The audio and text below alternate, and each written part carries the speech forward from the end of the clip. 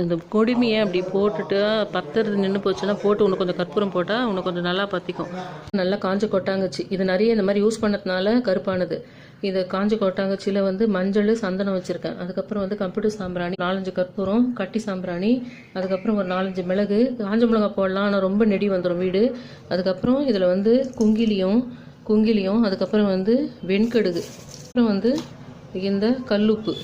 இப்போ இதெல்லாம் போட்டுட்டு இதுக்கு மேலே நான் வந்து இந்த கம்ப்யூட்டர் சாம்பிராணி இதெல்லாம் போட்டுட்டு இப்போ நான் அந்த கற்பூரத்தை ஏற்றிட்டேன். இப்போ நல்லா கமகமான வீடு ஃபுல்லாக வாசனையும் வரும். அந்த நம்ம குடுமையை போட்டுறோம் இல்லைங்களா, அதையும் அதை போட்டால் கொஞ்சம் நல்லா பற்றும். நடாலே வச்சு கூட ஏற்றலாம். புகையாக மாறி நெருப்பெல்லாம் அணைஞ்ச பின்னாடி எல்லா ரூமுக்கும் புகை காமிச்சு நெருப்பு ஃபர்னிச்சர்ஸில் எங்கும் படம். இங்கே வாராகி, பல்லூர் வாராகி, அங்கேருந்து இந்த படம் எடுத்துகிட்டு வந்தேன்.